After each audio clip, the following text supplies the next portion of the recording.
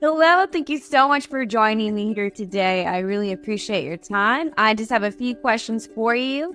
Can you give us some feedback as far as how everything went with your sales manager?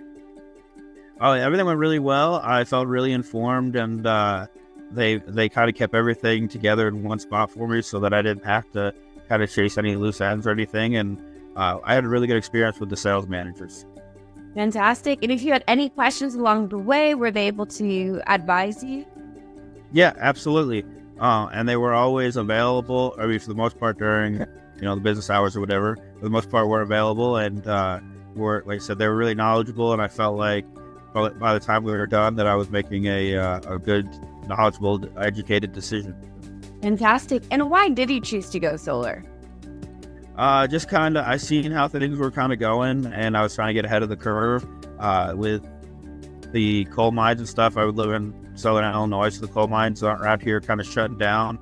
So with that, people are going to be looking for different forms of energy, and so I was trying to jump on the bandwagon before it got super expensive. Fantastic. And last question for you. What is some advice you give to anyone new to going solar? Definitely look into it. Definitely, I think that it's definitely an avenue to look into.